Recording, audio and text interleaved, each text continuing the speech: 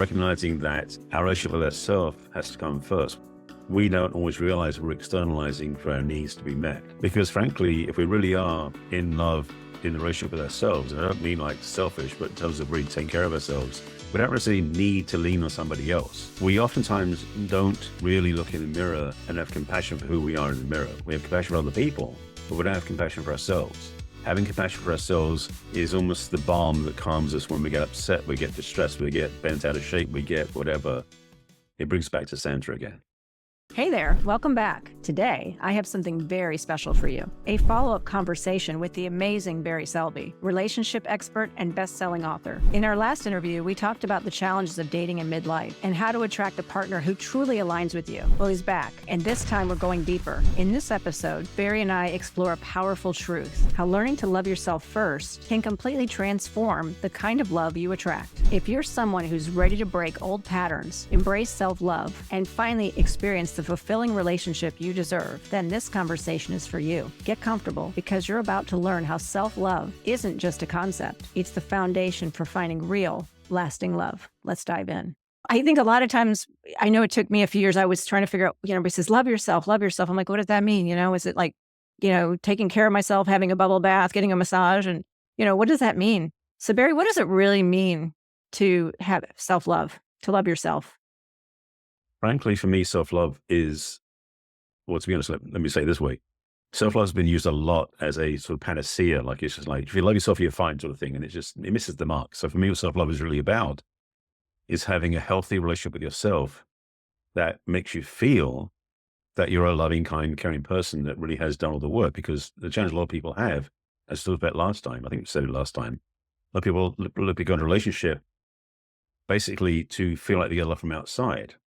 Yeah. And when you fill up the battery from inside first, you have more of an overflow and then more of an ability to be in a healthy relationship that way. And that's just the tip of the iceberg. Yes, yes. Because I think this is a crucial foundation, to really having a healthy, fulfilling relationship. And a lot of times it's hard because we want to skip that step. We talked in the last interview, which I encourage everyone. I'll have the link here if you want to watch that one. Make sure you see that too. Is just this idea that we feel like there's always something missing. And I loved what you said, the you complete me from the movie, right? You complete me. Exactly. And that sounds really romantic, but that's implying what happens if that person's with you and at some point they're not? Are you suddenly missing a part of yourself? And I think Barry and I both we have such giving hearts and we want to share with others this, how can I be loving or feel love myself and feel good about myself, whether I'm in a partnership or in a relationship or not. Right. I think a lot of times we have relationships that we're in and we leave and then we have scars and we're damaged after that. We feel like we're hurting so badly and the tendency is to go into another relationship right away.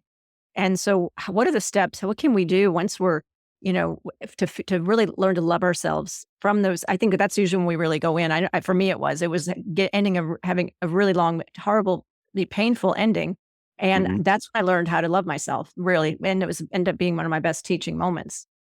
Which is wonderful. I mean, you're basically, to be honest, you're ahead of the curve because most people don't do that. Most people are caught up in the paradigm of like when they go through a breakup and they feel sort of lost or somewhat lonely or hurt, they will sort of find someone to fall in their arms and be in love with somebody else, which is kind of a panacea or a sense of like, that's the curative agent to make it feel better. Because most people don't look inside first where the true curative agent is, the healing is, so to speak. And yeah, it is challenging for a lot of people to be alone whilst they're dealing with these negative emotions, these dark emotions, these upset, wounding, painful experiences.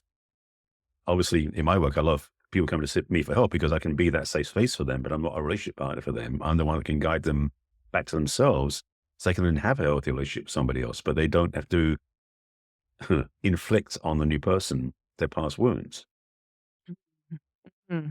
Yeah, a lot of times we do that and intentionally. I think I've been in a couple where someone wasn't quite over someone and it ended up, I felt like I was a ghost of that person, like this future person or the person that I think their intentions were well meant, but they had well-meaning intentions, but it was a lot of times you can sense it. I think we can all sense that when someone's not done.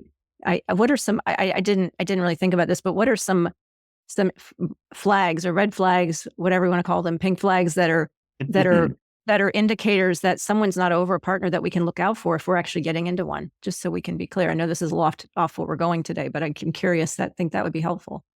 I hope you're enjoying today's episode. And if you are, consider subscribing. 93% of you that listen to this podcast regularly have not yet subscribed. If you like this channel, can you do me a quick favor and hit the subscribe button? It helps this channel more than you know. And the bigger the channel gets, the bigger the guests get. Thank you. Well, a couple of ways it can happen. One is that there can be so much wounding, there we so much hate and what's the word I'm looking for? Basically distrust about that past relationship, that we want to find someone else that can change that paradigm for us. It's one way people do it. The other way to do it is that they're so missing what they had, and that person's not available anymore. They want to go find someone else to fill up that gap they had inside. Again, that incomplete, that codependency, that you complete me energy is like, because they now have that piece missing in their lives. They think they're missing something inside, so they want to find someone else to fill it with. So it's usually two would do it. Mm-hmm. Yeah, I mean, I've seen it where sometimes it's the person I'm with that's talking about their ex, or they bring it up a lot, or they're bitter, and you still hear that. To me, that's a flag. Is oh, wait a minute. If there's still conversations or triggers, you can see an open. What is it? It's an open wound versus a scar. It's still fresh, and sometimes that person might need more time. So a lot of times when we go on that first date, is what do they talk about when you ask about an ex or their past relationships? Are they appreciative of them? Are they respectful of the situation, even though maybe they were hurt? Or are they talking about them as if they're still upset with them, or there's still some bitterness and resentment? Yeah, because they could be in a place where they are still not understanding what happened, or they're still in confusion or frustration, so they're not whole. If they can talk to you about how the lessons they learned, that's a great place to be as well, by the way, is when they realized, the mistakes they made, or the challenge they faced, or the wounding they took on, but they healed. Those sort of, victories, so to speak, or those lessons become very telling that they've done the work, which is good news. Mm-hmm. Mm-hmm. That's a good green flag, I guess. Yeah, that's true. I've seen that in a couple of relationships I've been in where someone's just really appreciative, even though, they might say it didn't work out. But it might be a comment, or two, but it's usually respectful. And, as you get to know them, sometimes I think in a relationship, it's natural to down the road to say, yeah, well, this really hurt me. Here's what happened. And I think that's healthy as well, to be able to share that and not hide it, but it's not lead it out of the gate, where it's just sort of stopping you, I think, in a lot of things. Talking about self-worth and self-love, a lot of times I think I've noticed in myself is that we do attract partners that are not healthy for us. What are some examples of that? How do we identify that if we see like the wounds that we're not ready, and then we seem to be attracting the same kind of person? Like I think I told you before, I know after my husband died 8 years ago, a couple of years in, I was kind of dating again, and the craziest thing happened. I had 6 married men ask me out in a row. Like there was no break in between. And I'm like, okay, what am I doing here? This is happening. Yeah. Well, the things that's the first one it's good to be aware of, because the fact you caught that was such a good thing, because some people are so oblivious they don't even recognize it's happening. So first of all, being aware is a big step, as I mentioned last time about awareness being the first step to transformation. The thing is, though, that clues that you're not over the last relationship is if there's a part of you wishing you go back to it. That's one of the first obvious clues. But secondly, recognizing that if you're attracting partners that remind you of your ex that isn't resolved, that's another one of those flags. And even deeper than that is if you're noticing that your past relationship was somewhat like what you were growing up with in your family. And so the people you meet are repeat experiences and reminders of the way you saw your parents love each other, or the way that you felt loved by your parents. Because those go into your unconscious when you're very young. We talked about this last time, I think. So much I'm reflecting in the last episode. That's basically great. Was is that we are imprinted at a very young age by what our parents do and how they act and what they say to each other as the imprint for what love is for us, as relationship is for us, but that we don't know we're doing it because it goes in at a very young age, which is our unconscious mind, which is not even something we think about.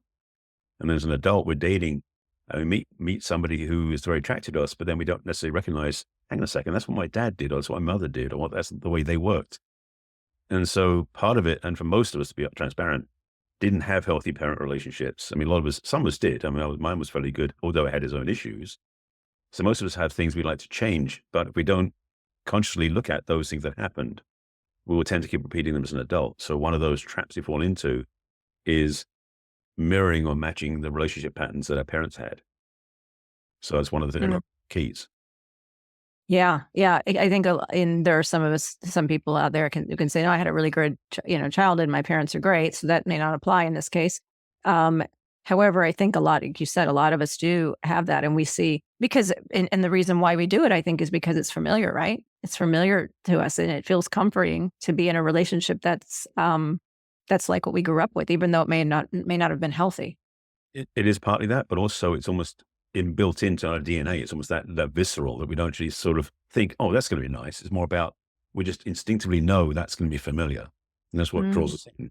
I mean, just as speaking from my personal experience, my parents were married basically almost 60 years before my mother passed away. And so I had this wiring, and this is why it works the other way, that my parents had a great relationship. And I look now and see, well, there were definitely gaps. It wasn't perfect. But I looked at the relationship being so perfect, I could never compete with it. So my dating life was almost challenging because I couldn't believe I could meet somebody who would be as good a partner as my parents seemed to be. Mm. You know? Wow, wow. Yeah. So there's a high bar there that actually it made it very difficult for probably partners to actually rise up to that occasion and be exactly that.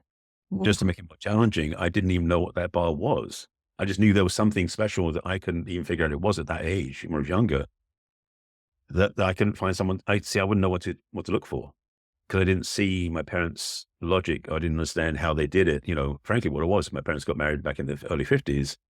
So they basically knew they were going to get married for life. That was kind of like they made a decision. It wasn't about they did the work. They just did relationship. Gosh, gosh, that's so profound. I think there are some people out here watching this who are going to totally get that. I know that a friend of mine who had that where a really good relationship with her father, and it was really difficult that she's very attractive, outgoing, but would meet men, and it didn't last long because at some point they never measured up because there was this bar of not the relationship together, but the Mhm. father. So that's a similar thing too, is that the man we're looking for, woman we're looking for, could be that had this idealistic way or this just way that's so the, impossible to meet because I think it's a moving target too. Yeah, Sometimes we even sabotage it because maybe subconsciously we're saying we'll never find that. And then we just yeah, that's true. yeah. Something I didn't think about, and I don't this is off topic of maybe a little bit about self-love, but I think it all encompasses here is how when we have that because I'm thinking of that relationship, is that when we have a dependency on someone else of the I don't want to say opposite sex, but maybe of the opposite polarity, perhaps, however our sexual orientation is that sometimes they're meeting that need of a partner that may not that may prevent us from really being able to ever truly, which is actually part of self-love because we're relying on someone else to love us and give us meeting our needs, right? It could be a best friend who's of the opposite sex, or and so then when we bring in a partner, it's no, this is just my best friend. He's great, but and I'm talking to him on the phone all the time, or I'm interacting with him. But this other person that I'm bringing into my relationship as my partner in that top seat Yeah. doesn't he's not meeting my needs because I don't need that because I'm getting it over here. Let's talk about that. What is that? How does that relate in terms for you? What do you think about that? Is it Well, okay to be that way? well, it's not easy to say yes or no. That it's definitely, it's okay that way or not. What it is though, is there's so much that we don't always realize we're externalizing for our needs to be met. Because frankly, if we really are in love in the relationship with ourselves, and I don't mean like selfish, but in terms of really taking care of ourselves, we don't really need to lean on somebody else. Yes, it's nice to have somebody else as a friend we can go to. And for the ladies, especially having their girlfriends they go do things with that are very girly, like, spas and shopping, those sort of things. That's great to have. But it doesn't fill up a gap they think they have to fill up from somewhere else. And the challenge many of us face, again, we talked about this last time, the difference between codependency and interdependence is the codependency is that we feel we're incomplete all the time. So we're looking for something or somebody to fill that missing piece for us, that gap we think we have. That allows us to feel like, okay, I'm okay now because they're in my life. And Mhm. that can be challenging. I mean, I absolutely I have some very dear friends I love dearly and I love being around them. But if I don't see them for a while, it's okay. is when it's like, I Mm, see them every day. There's something there that I need to be like, what's going on here? What am I so in need for? And of course, you go through relationships that go through phases where your friends are really good friends. And once in a while, you can't stand them. And once in a while, you want to be around them all the time. So that's also part of the mix. So there's no real like one solution for everything. But recognizing that our relationship with ourselves has to come first, which we're talking about here. And also having how we are in other relationships is a reflection of how we are in the relationship with ourselves as well. that's right. Yeah, I know when I've had weak moments where I feel like I'm not feeling great about myself, or maybe I'm not, showing up in, business or something, whatever it might be, there tends to be this need that I go either to the tribe, Hmm. or to a partner, and it's that filling that gap because I'm not feeling good about myself in another area. And so I've done that. I know that feeling, and I know that setting, and it really never, the funny thing is it never truly satisfies. It never fills that. It's like having water, but not drinking it. It's just, it doesn't fill quench the thirst, so to speak. Like Chinese food. Yeah. That's who I was Yeah. later, that idea. Yeah, that premise. But the thing is, Thanks. though, it's also, it's not bad to have that occasional need to be with, somebody can lean on their shoulder. Cause I mean, growing up, I definitely had friends who looked at me to lean on my shoulder, and it was fine. I'm not saying it was the healthiest thing, but happy we can do that with someone who is in your corner. Especially, I mean, if it's in business or if it's social, if it's something in the family dynamic, it's great to have those people in your life.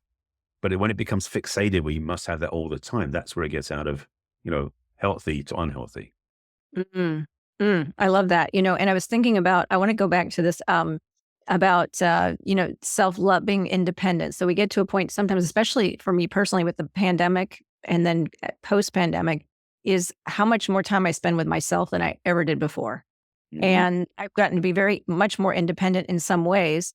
But a lot of women, as we get into midlife, we get over into 40s, 50s, even and beyond, is that we get this feeling of like, gosh, I've done it so well. I don't really, we talked about this in last episode, but I don't need anyone. I'm actually okay. But how do we really balance that where if we do want a partnership, is to kind of let that go and allow that that where we still are loving ourselves and being in partnership and not, and letting go of that still independent stage, but not. That's the challenge. And again, just to reiterate for a couple of seconds. So again, between codependency and interdependence, and then in between is independence. And for many women, particularly men have done it too, but for women, there was such a journey to go through to become independent. Somebody I saw posted on social media today, and I'm not sure it's true or not, but it said this is the 50th anniversary when women got their own first, get their bank accounts and credit cards and those sort of things. And I think it definitely was the early 70s, so it might be right. I don't know. But the fact that there was that journey where women went through to have ownership of their space and what they could do when they couldn't do, that for some women, especially now getting to this point in their lives, have fought so hard for their self dominion, their autonomy, that then don't, I think, trust a partner, especially, but trust anybody to not sabotage or take it away from them. So for women who are 40s, 50s and beyond, who maybe have gone through a marriage or more than one, or have gone through careers that have earned their way into the world and made a difference and got their lives working together, they've built something they don't want to give up for a partner. And they don't want to be in a partner that might take it away from them, which is the worst fear they have. So yes, there Mhm. is a different challenge with that. The thing is, the lesson is, how do you become partners with somebody versus relationship where you're sort of enmeshed with them? That's the Yeah. difficulty. Yeah, because I think today everybody has their own choice of how they want their relationship to be. And sometimes I think as we get older, we tend to do more of the partnership approach that, I see you, I have my life, you have your life, and we see each other and we're kind of getting together and we're doing activities and things. And then there's that enmeshment. And I don't know, if I can't speak for everybody, but I think for me personally, is just, I still want that enmeshment. Hmm. I don't wanna do this where, okay, I see you for dinner during the week and maybe on the weekends, and maybe we take a long trip every once in a while. It's that, we kind of miss that, like, where you're just kinda together, that interdependence. Um, and you define interdependence too versus codependence. Maybe you describe, if someone didn't see the other video, just describe briefly what the difference is. Well, codependence basically is that, again, Jeremy McGuire, you complete me methodology, meaning that we're incomplete somehow, and the other person fills up that gap in us that we're missing. That's the presumption of codependency. Interdependence is that we're whole beings, two individuals that are side by side working in the same direction because we we don't need somebody else, but we love having somebody else in our life. And to speak what you said about the enmeshment, that the way you were saying it, there's nothing wrong with having the like engulfment with each other that's so euphoric and over the top, and enmeshment that lasts, for a weekend or even longer. But if you live your life the whole way that way, that's not necessarily healthy. So it's Mm, the balance of that, because I mean, for me personally, I am clear about where I'm going, what I'm looking for, and I've been single quite a long time. Is that relationship I want to have will definitely add to my life, no argument, but also it won't replace anything I think I'm already doing. And I look forward to um, the euphoria, the joy of being so close together and so in joyful union. At the same time, we can operate separately. And a lot yes. of times the things I want to do in my life, I've got clear information about this. I want to be in business with my partner where we do this thing together, because I love the idea of having somebody who I can look at with, true respect and adoration and appreciation for, and like, and both directions. So we can both be on stage together or in front of an audience easily and effectively. So we have that sense of, you know, autonomy independently, but togetherness. And then when we're off stage or when we do something else, we can totally like play and mess around and be in that joyful engulfment, so to speak. It's like the whole spectrum is available. That's so beautiful. I love the way you describe that. That I think that's worth a rewind and a backup about in a minute. And just describe, just because I think that's what a lot of us want, is it's a perfect description. It's a perfect description. And that's not, I think there are a lot of women out there that want that too. And I think you really defined it perfectly. That was great. So, Welcome. everyone, I invite you to subscribe and leave some comments here for Barry and me. And if you have some questions, we'll answer them. And find Barry on his social medias, channels. I'll have everything in below.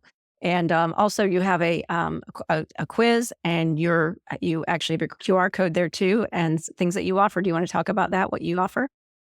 The quiz I created several months ago now. Well, it's been a while, but basically it's a relationship readiness assessment. Actually, I'm tempted now. I might create a quiz about the whole self-love thing, which we'll get into in a moment as well. But the relationship readiness assessment basically is a 30 plus question quiz that basically you answer, where each question basically has a most likely to least likely response. It's not like a right wrong. It's a matter of how do you feel about them. And so at the end of it, you'll get a summary, which will give you a sense of where you are on the spectrum in terms of what's lining up for you, where you want to go and what's working, with an invitation to reach out to me for conversation. And it's totally free. I mean, yes, you will get to be on my email list and you can always opt out of that, but it's just a way to discover where you are and where you're going. That's Oh, cool. by the That's way, really cool. and just very quickly, you can either get to it on the homepage of my website, which is barryselby.com. It's in the middle somewhere of the screen, or you can just go to barryselby.com/quiz. Okay. We'll have the link down below so you can check it out for easier access too. That's wonderful. I love it, Barry. Well, thank you for sharing that. Sure. I think, you talked about the self-love quiz. Is how can we, since this is the topic, what we really want to cover too, is how can someone tell, outside of the quiz that you're going to be developing on this, is Mhm. if they are genuinely loving themselves versus just going through the motions? Are there any like key signs or ways that we know, you know what, I'm actually, I think I'm loving myself. There's a few aspects I talk about, particularly. I mean, I have a whole spectrum of like things about self-love that work, but there's a few that really stand out. One of those is self-support. And I mean emotional more than like financial or physical. It's about the emotional support, because we oftentimes don't really look in the mirror and have compassion for who we are in the mirror. We have compassion for other people, but we don't have compassion for ourselves. A number of times where we feel like we did something wrong, or we felt like somebody judged us, or we feel like we're blaming or feeling ashamed of something.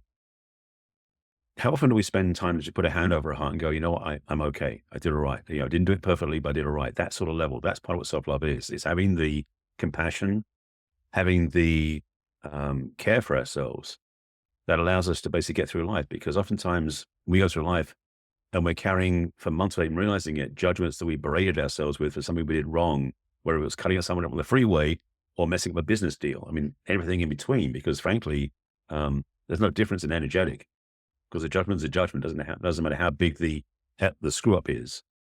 The judgment gets us, whether it's simple or it's massive, we feel the same level of upset inside. And I talk about self-forgiveness, and I think I talked about this last week. I can't remember if we did or not, or last time rather. Mhm. But Mhm. self-forgiveness only really works for me when you bring compassion to the conversation. Because You said self-love, that. I remember because you said that about forgiveness, and I said the thing that I do with forgiveness, and you said the key part of that is not just saying the words, but going Right. through the motions. That was so eye opening for me. So thank you for that Yeah. insight. Well, it's also a lesson I learned. I mean, because I learned about self-forgiveness as a practice when I was at my grad school, and it wasn't actually funny. It wasn't actually taught in the format what we're using, but I felt the experience when I was sitting in the process that compassion became like the lubricant. It became the vehicle through which forgiveness stuck. Because self-forgiveness is frankly a mental exercise. And as I mentioned last time, there's a great book on self-forgiveness by Colin Tipping, which is called Radical Self-Forgiveness. But I don't remember in the book if he talks about compassion as much as he does about the mechanics of it. And the thing is, mechanics are only good so far. So it's good to know how it works mechanically, but until you bring the energetic compassion into the conversation, I don't feel it's as effective or not. So that's one reason why I talk about in self-love. Compassion is part of this work because having compassion for ourselves is almost um, it's the balm that calms us when we get upset, we get distressed, we get bent out of shape, we get whatever. It brings us back to center again.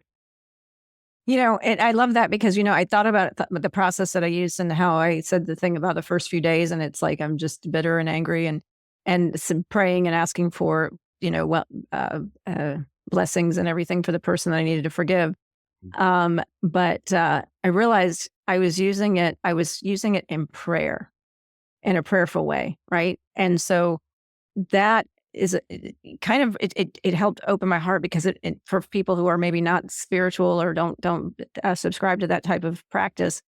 For me, I think that actually gave me the capacity or the Hmm. ability through a higher power, through God, through divine, to be able to open and to have that compassion without realizing it. And so, yeah, I love that. I love the way that you said that in that book. Sounds amazing. Because it's just, as I said last time, I think forgiveness is really the secret sauce to true happiness in life. Yeah. If we can really dive in and every day when we're off, feeling off or frustrated about something, it's sort of, I do that exercise and I just say, where am I, who am I frustrated with? What's going on here that I'm causing, like little things are making me fly off the handle and it has nothing to do with that. And Yeah. I could, if I can take the moment and be intentional and figure out where it went, where it came from. Oh yeah, it's that thing that I'm putting off. You know what? And honestly, oftentimes at this stage where I am in my spiritual growth is 90% of the time, it's me. I'm not Yeah. upset with anybody else. And maybe that's really the truth is that it's always that way. And that we see it outside instead is that it magnifies or how do I say it? It appears in ways to us that it's outside of us, but it's really inside.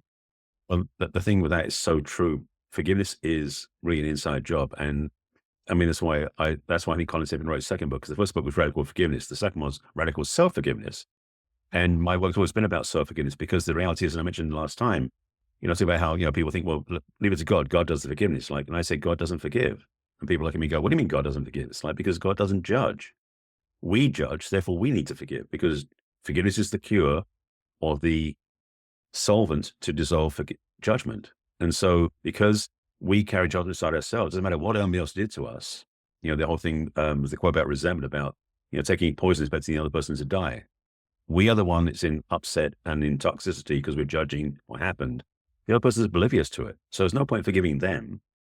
We forgive ourselves for the judgments and for the separation we created with them, not to make them whole, but to make ourselves whole. Again, back to self-love. And it's so true. And I love what you just said is it's the solvent for judgment Yeah. and self-judgment. And Yeah. I get in these patterns sometimes. Even now, I still get in these patterns where if I would say slacking off, right? Like I committed, here's a telling on myself. Yesterday, I had some coursework to do with pranic healing certification. I'm really behind. And I'm like, I'm going to take the entire day and I'm going to catch up. And what did Mhm. I do? Didn't do it. I didn't even open the computer to that page to start it. I didn't even do it. And I was dodging it around and I was like, oh, I'm gonna watch a little bit of news. I gotta catch up on that. I gotta call a friend. And I was just effing around all day. And it was a really good day to catch up because I didn't have a lot in that yesterday afternoon. I had some stuff in the morning. And, you know, those little bits for me, my work, if anything right now, is that just showing up for myself consistently. This is my battle right now. And when I'm putting myself in up for things that are bigger than me, it seems like, and things are stacking and stacking, and then I continue to not show up or not, follow through on my commitments to myself, makes life really hard because the judgment, and like I said last time, in these little ticket books that I say, there's like this little police officer in my head, the ticket book going, oh, there's an infraction. There's one. There's another ticket. There's another one. And it's like, I have to say, wait a minute, that's not real. That's not real. And I love that you said solvent Yeah, cures judgment and self-judgment. it So is. It is. forgiveness. Oh yeah. And the thing is also is that we do things and when we not maybe do the best we did or we didn't do what we wanted to do, but then we start slamming judgment on top of it. Like it just makes it even worse. It's like, if we were really caring about ourselves, we'd go, you know what, we don't need to do that anymore. And it's part Yeah. of the freedom about about self-love talk I give and all the work getting self-love. It is about how much we support ourselves and how much do we take care of ourselves so we don't keep banging ourselves over the head with these judgments. Because Mm. also, the thing is, forgiveness is great, but even better is to just become free of the judgment in the first place. That's what the ideal goal is. We just don't feel you have to judge about something, which some of us are trained to do. Yeah, yeah, and I think the more that we go, like, each day, like, if I took another day, or maybe I had a good day and then another day that was it's that we drag all that from the past and go, "Yeah, but the last week, like, you did maybe 2 days, or maybe 5," whatever it was, right? And we've gotta let that go somehow because I know it slows me down. It's like I said, it's probably my biggest, you know, challenge at the moment, and I think it's a lot of times it's out of fear. There's a rebellious feeling like, well, oh, or it's the voice that says, well, I mean, it's too late now. I mean, she's you're already so far behind, so why bother? And then let's just do more bad stuff, or not bad stuff, but let's just slack off more. Or let's just go do something fun instead. Because I mean, it's too late. It's already 5 o'clock in the afternoon. Whatever it is, right? And um, so it just we can be our own worst enemies sometimes, and Yeah. that's really chipping away at the self love, isn't it? Thing is, one of those things about self-love, if you're in the middle of doing something where you realize you should be doing something else, rather than shooting on it, it's like the question is, what can I do differently? It's like, Mhm. how do you approach your own self-dialogue? And how do you look at your own actions and choose about changing courses without getting to the place like, I shouldn't have done that, shouldn't have done that, shouldn't have done that. And we end up beating ourselves up and we're stuck in the thing we did wrong versus, let me just choose something better. Because whatever happened has already happened. It's the other part. We got this bad habit of putting so much weight on what's already gone past us. I'm not saying you should ignore it, but don't make it the be all and end all of life and what your values are. If you can move forward in a good way and say, you know what, I paid a price. Let me clean it up, move forward. There's a certain Mhm. grace to that because again, compassion allows us to be caring and kind to ourselves when we don't necessarily do the best we could think we should do. Mhm. So let's look at this. Someone might be saying, okay, at this point, are they off track here? Because like I thought they were talking about relationships. How does this, but I think this is so poignant because Yeah. how does this impact my example or someone else's, something like this? How does how I treat myself impact my ability to attract the right partner? Well, let's start from being in the relationship first, because that's where a lot of people want to end up anyway. Right. Is when if you're in a relationship with somebody, your partner, and do something that you let bug you, that triggers you, that causes a reaction in you, and you don't do anything about it. You don't say anything, you don't act on it, you don't respond to it, you just stuff it inside. You start building up resentment and judgment inside ourselves. I mean, I'm sure I'm not the only one who's ever done that. But that Mhm. becomes one of those paths. At the same time, is when your partner does something that bugs you, how do you speak to them? If you say, and I've talked about this before about being responsive versus reactive, is that we fall in the trap of just basically when someone does something, we just say, you did this and you made me upset and it's like you put them in control. But when you come from the place saying, I realize that when you do this, I get upset. Not you made me upset, but I got upset watching you do that. That's first of all, it's ownership. Secondly, not making them responsible. And thirdly, you can then say, and what I'm doing about this differently is this. But also, if you'd be willing to change that, I would appreciate it. It sounds almost clinical, but what the reality is you're taking the onus off of them doing something wrong and you being a victim of that. It's giving you the power back. That's really good because what you just said in the beginning there is that when I tell them you did this, you did that, we think we are in control by doing that, but actually we're giving them our power, I think you said, right? Yeah, I talked about this. I did a video series a few years ago with a friend of mine called Cracking the Codependency Code. And one of those episodes was about the puppet master. Because what we do when we start letting somebody else, we tell them they did it to us. We're saying, here's my puppet strings. You can manipulate me now. you know, That's solid. That's good. That is really good. What a visual. What a visual. Yeah. So lashing out and having that, right, is actually taking our power away. Is Giving it. everybody giving our power away? Yeah, giving away our power.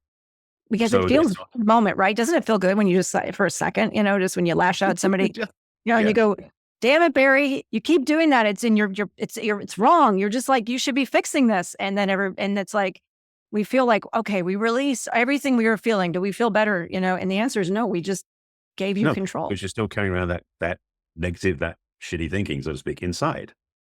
So, but I want to switch over because you asked about when you're dating, because that was one thing you talked about as well, is when we are looking at going on dates, what is our viewpoint? How are we holding that vision, that intention, that creation?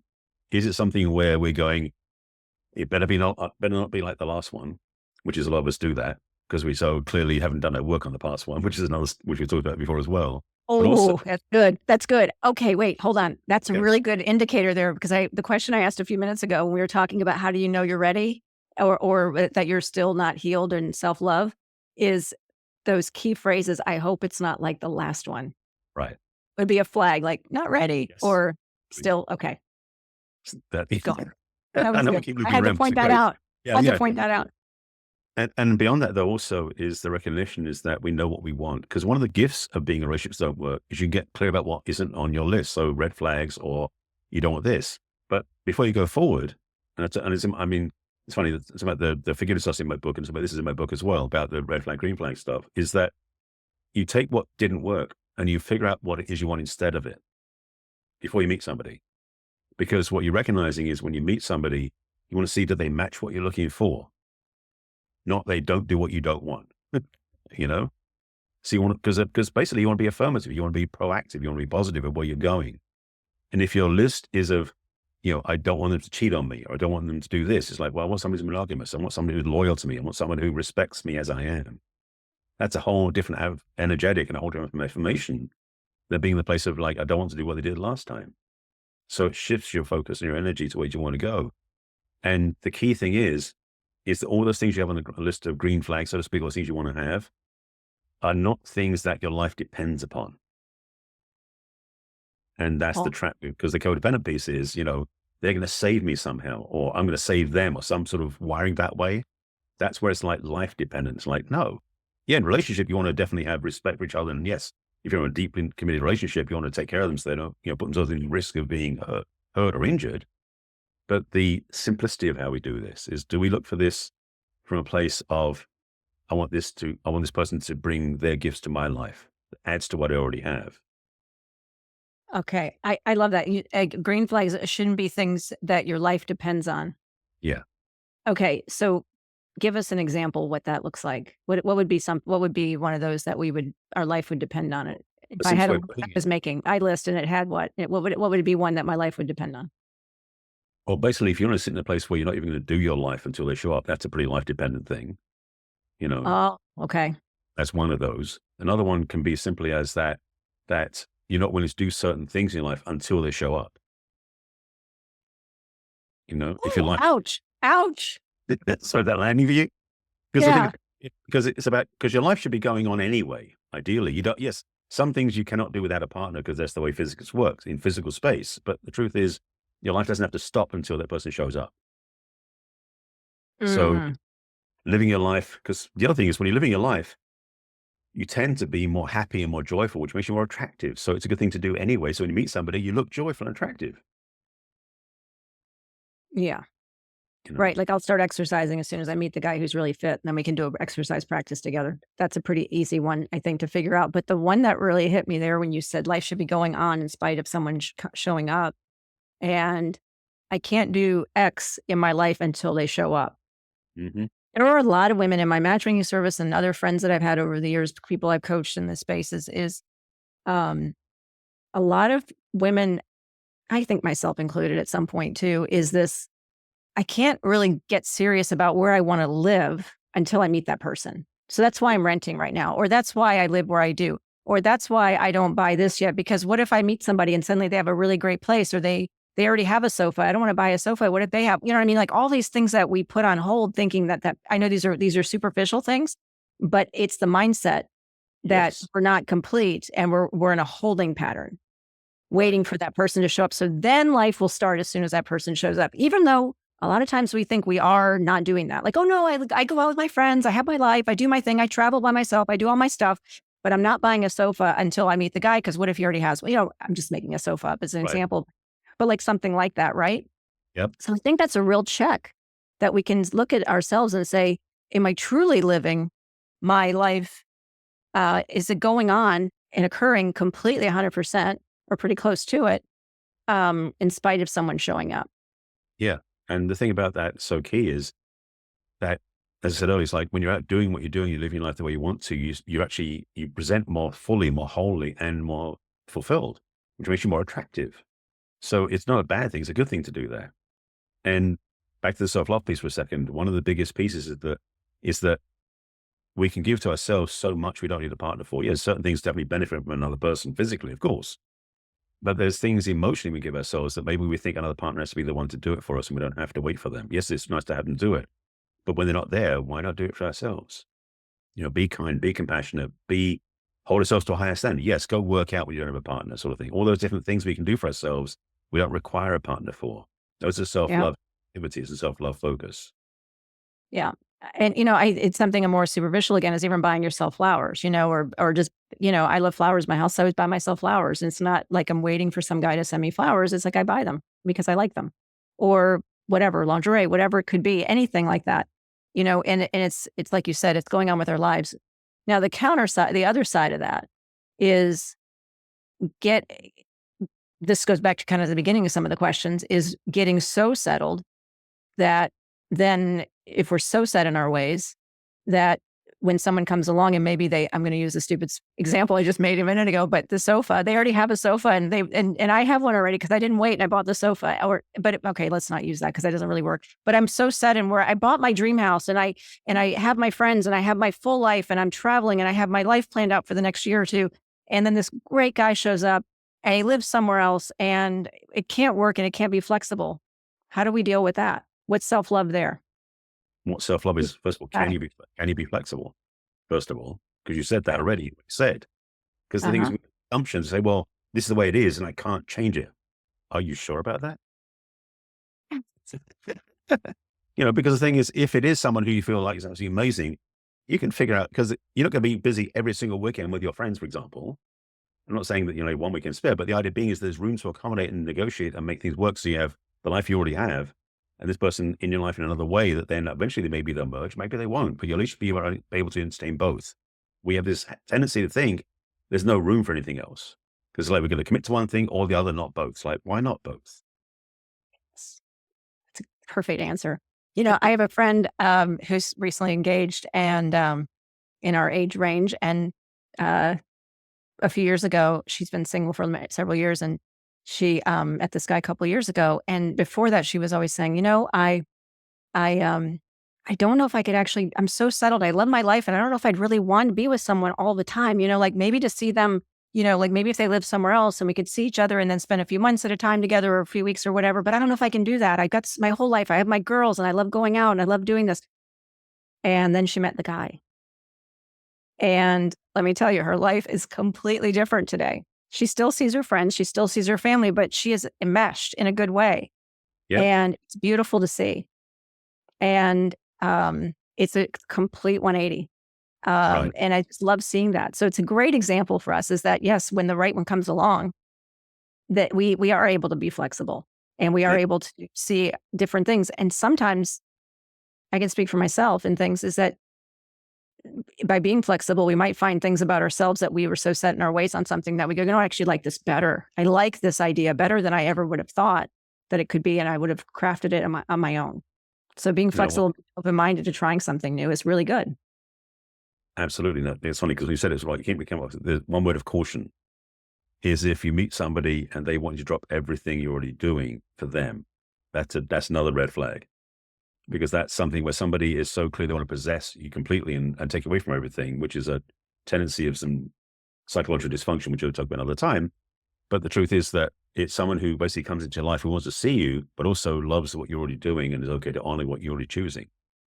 Because it's part of Yeah. your life. It's who you are. So if that person wants to give all that up, and then when you take away from what life you already have, something's off there. Yeah. Yeah, I've seen that before too in my life that have had that happen, and but, no, in this case, it's actually really beautiful. It's supportive, it's loving, it's, how can I help support your business and what giving ideas and collaborating even though they're doing different things. It's really special. I Selfish. get that though. Yeah, I get that, and it is something to watch out for is that we tend to, especially as we get older, there's that feeling of desperation is I finally found this guy and he's so amazing and he's so into me. And making certain, I hear what you just said, is sometimes that feeling of someone wanting to control us feels so good, like they care for us and they're wanting to protect us, right? It's a little bit narcissistic, right? It's sort of that feeling. I don't want to use that term because it's not, that's an overused term, but it's that feeling of like control and power where we feel we can misunderstand that for love and protection. Well, the thing is also for a lot of women, because I said earlier about they've been, setting up their life and they've been getting their goals and they're doing. When they meet a man who basically can take care of this, they can put their feet up, so to speak, for a while, can feel so grateful, so wonderful, so joyful. But then you got to watch how much you give up to do that. Right. Find your balance. That's good. That's good. Yeah. No, I think we have to look at what are we giving up, and so that's good. So it's having that list and really seeing the few things that we want, and not having the things that are that we're saying, like you said, is green flags shouldn't be something that I can't do my life until that shows up, Right. kind of things. That Yeah, it's was kind that of like was beautifully said. you don't want to wait till you start breathing. So why not? Well, why do you want to wait till you start living your life? Yeah. That's a good job. Because the thing is, if you're really looking to have someone add to your life you're already living, then your life has got to be working for them to come in and meet you there. Mm. You know. So going in this direction of some people might say self love is selfish. That it can be, how can you do it without feeling guilty? Because a lot of women at our age, in this midlife age, 50s and over, we have taken care of everyone else first. Yeah. And now it's this. I'm watching The Golden Bachelorette. I'm addicted. Jonathan Astley got me on the first one, and now I can't stop watching these episodes. But they're so good. I don't know if you've seen them, but they're so good. And what I'm seeing on that show with a lot of them is this, especially if they've lost a partner, is this feeling guilty for finding someone or for being for taking care of themselves because it feels safer to take care of everyone else. Yeah. And how do you overcome that? Well, I know that experience vicariously, not because I watched the show, but because one of the podcasts I co-host gets shared out to a widowers group. There's about 2,500 men in that group. Oh, And I watch the stories they talk about and that sort of thing. So I see that trait very often about that guilt that a lot of men carry about dating somebody new after they lost their wives. So it's not uncommon by any means. I'm sure it happens the other way for women and men too. The thing about that new relationship, it really comes back to get self-relationship because, Celine Dion song about my heart will go on sort of thing. That's the reality is your heart will go on because you're still alive. You know, my dad, when my mum passed away in 2012, my dad passed away in 2021, he spent 9 years mourning. He didn't, I mean, admittedly, he was in his late 80s when it happened, but he didn't have a social life. He gave up all his friends. He gave up everything because his wife was his only thing. My mother was his only thing. And that was so beautiful in a sense, but it was so codependent. It wasn't functional ultimately. And so I'm very aware that the self-love piece was missing there because there was the programming or the belief system or the wiring, whatever you want to call it, where his life wasn't complete because she was gone. And so for all of us, when we go through life, when we have lost ones or where people move out or we lose relationships, we have to remember that we're whole. The self-love piece isn't a panacea, as I mentioned earlier. It really is about taking care of the one we are, the person we are, because it is the longest relationship we'll ever have is the one in the mirror, you know? And we forget that sometimes. And so we don't honor, respect, take care of, treat with dignity that relationship we have. And so one of the things I've been definitely focused on recently about is the not only the physical relationship, but the emotional, mental, and spiritual relationship I have with myself. Because self-love isn't just the emotional feeling. It's about how do I honor myself on all the levels in the relationship? How do I honor myself all the time? And that's one of the challenges I face is what can I do differently? How can I be more effective? How can I have more fulfillment on all those levels? The thing for my parents really was the fact that after my mum passed away, she passed in 2012. My dad passed 9 years later. He spent that 9 years basically grieving. And to a degree, that's okay in a sense. It's human to be able to grieve for someone you've lost, especially after 60 years. However, he didn't do anything after she passed. He gave up his friendships. He didn't stay involved with life. He just shut down completely. Eventually, for the last 3 years, he didn't even speak. Like what I call we didn't have phone calls anymore because he was basically shutting down. He basically gave up on life. That to me is the negative side of love relationships in a way. It's also what I would call codependency in the extreme. The the challenge we have oftentimes is because we're talking earlier about the guilt that widowers feel, is because you remember the Golden Bachelor, that piece, is that there's a part of us somehow that feels like we owe it to somebody not to move on. We owe it to stay betrothed or, I was gonna say besotted, that's not the right word, but so dedicated to them that we won't. Loyal to them. Yeah, and that's the guilt trip, because say, if we go see somebody else somewhere, we're feeling guilty of not respecting who we lost, which is not true. But the thing is about living in a life where you are whole and complete and being caring again is to be respectful of what's happened and you move forward. For most people, if they have a breakup, they don't spend the rest of their life looking back at their breakup and never getting over it. They move into a new relationship. So lose someone who passed away, ideally would be the same way. Not promising it has to be, but there's a sense in, if I hope people get the gist of what I'm trying to say here, is that life moves on and so should you. And do it in a way that's caring. Because again, the self-love relationship, you're the longest relationship you'll ever have. Do you want to spend the rest of your life in mourning over something that is no longer there? Or do you give respect to it, you make completion with it, you move forward? Mm, I love that. Yeah, because I see that a lot and I've always, having lost my husband and people women I've coached, especially about who in that same space or even as we get older, is if you're still in a relationship, is to avoid that trap. Is when you retire, when you're in that space, it's great to spend time together, but definitely have activities, maintain your friendships outside of just the two of you. I made that mistake. I had friends, but we spent every day together all the time. And it really was just a shock to my system to be in this life all of a sudden where I'd go to the grocery store and I was still like filling up the cart with food and I'm buying things like, he loved stuffed peppers and I'm buying red peppers and I'm like looking in the cart as I'm checking out. I'm like, why did I buy that? Yeah. It's just, we get so used to that interdependence and maybe even codependency sometimes, is that we're so enmeshed that we forget everybody else. And I think that's a trap that we all fall into too. When we finally find the one that we can get so clingy with that person that we don't maintain outside activities. But I Okay. think sometimes we get to the point in our lives where we don't have activities with other people, and it's such a rude awakening. And like I said, I'm sorry about your dad, because I think we end up not knowing. It gets harder and harder to shift gears, and suddenly not everyone's outgoing or has the desire at that stage to reach out to people and just try something new. And so it's really important that we still do that. Something you said, and I want to speak back to it a second about it's stuck in my head, the peppers. Yeah. Something, it's like, if you're in a place where and to general people listening, if you are going to the grocery store and picking up things that your partner loves and you don't, and you never had, but can't. The question I'm going to ask you is, how do you feel about that? If you feel kind of silly, like, oh, that was funny, great. But if you start carrying around a massive guilt trip, like, oh, they've gone, they've left me, I shouldn't be doing this anymore, that's not healthy. So Yeah. there's nothing wrong with what happened. Again, it's how and this is something I remember at grad school. It's not so much it's not what happens that's the issue. It's how we feel about what happens the issue. So if we're Hmm. in a place where we are judging, like, I shouldn't have picked up the peppers because they're gone and I don't want to, this whole rant against ourselves, that's not self-love.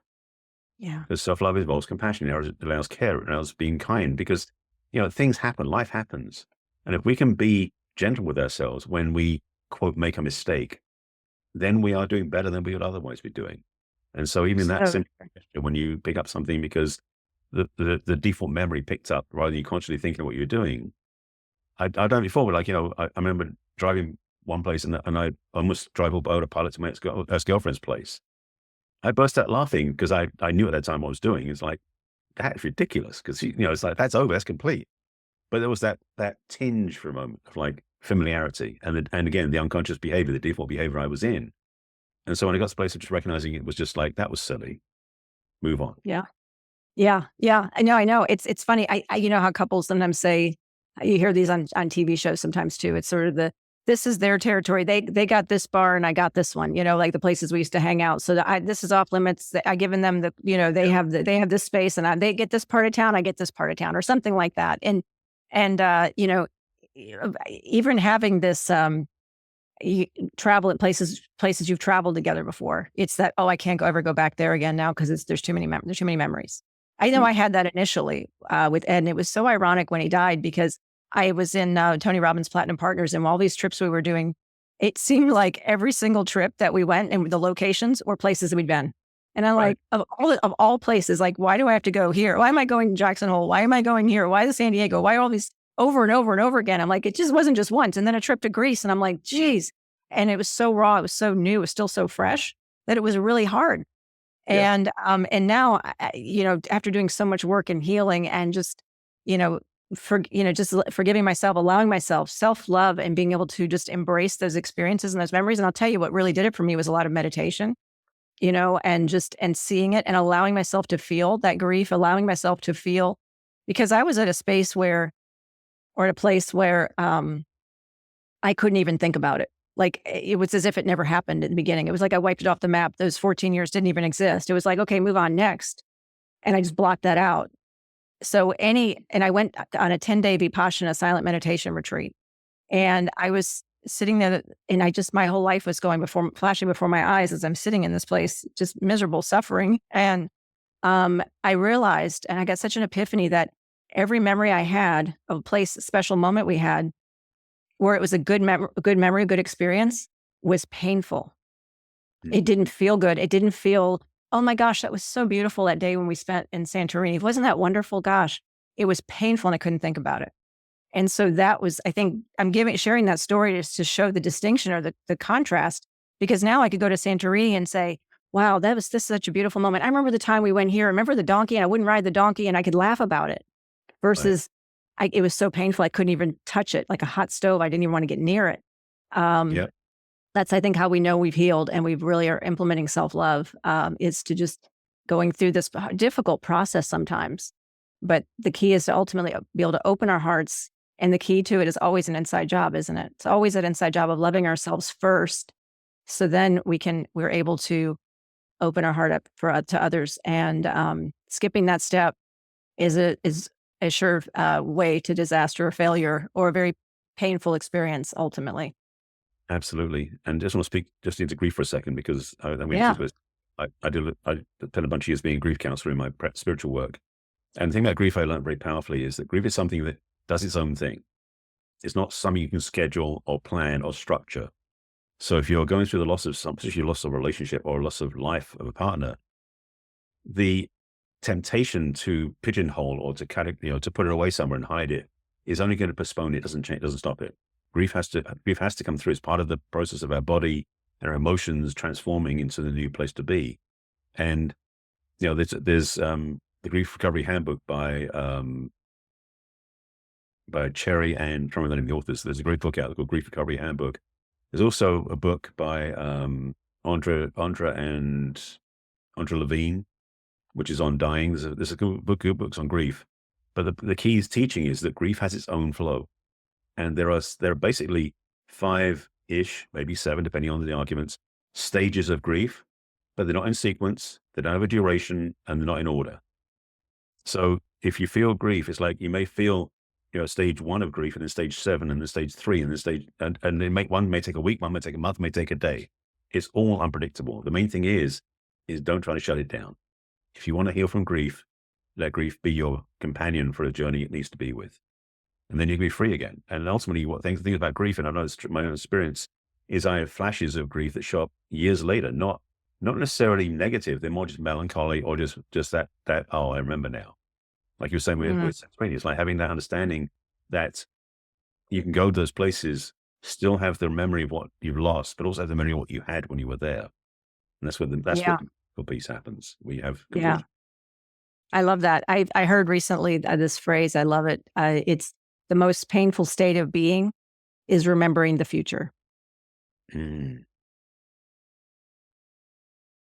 things that we thought would be that are not going to be. It's like that's never going to happen now, Yeah, and it's so not remembering the realistic. future. And Yeah, when we realize, then we can let that go or create a future that can happen within the parameters of where we are today yeah, and still get what we want, but it's in a different way with maybe a different person, a different situation, or with ourselves. So yeah. okay, I think I'm getting a prelude of a potential future interview now that I know about your grief counseling days. Maybe there's a next interview on grief. Next Maybe, talk. maybe. I love that because I think that would be really really fascinating. So it's a Yeah, teaser. You never know. We'll see if we can get Barry back one more time, huh? maybe so. Um, But again, it will be around the conversation of self-love too, because grief is a personal journey and it is something that is very akin to how much we love ourselves through the process. yes, yes, I love that. Well, as we close out, I just thought I know if there's one piece of advice that you can give women, anyone watching, what would that thing be about what would really move the needle for self-love for ourselves that we can because the goal is to seek true love in a partner. What do we need in self-love? What would be that one piece of advice?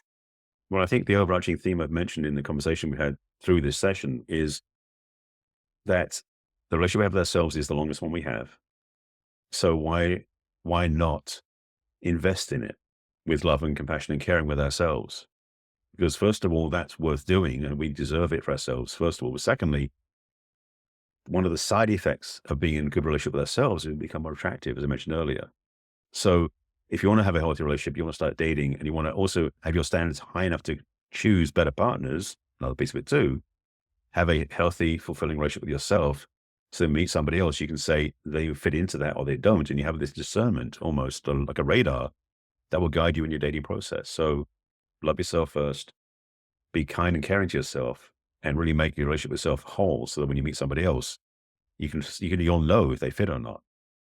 Yes, I think that's so true because I think it's that part of valuing ourselves and that self-worth in seeing the value in ourselves of who we are.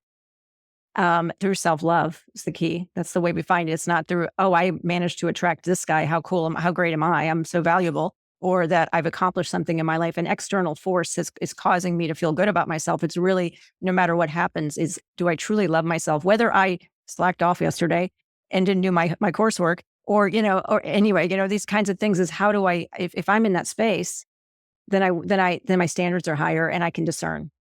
Yeah. I love that because I can really see the growth in myself over the past 8 years is the first couple of years in it, as I mentioned earlier, those attracting the 6 married men in a row and Mhm. to the people that I would settle for or that I thought were the ones that I really wanted to be with. And thank God I didn't get my prayers answered many times, you know, because I Yeah. can see today the people that I was interested in today, the me today with all my growth that I've done, I could say, what was I thinking? What was I thinking?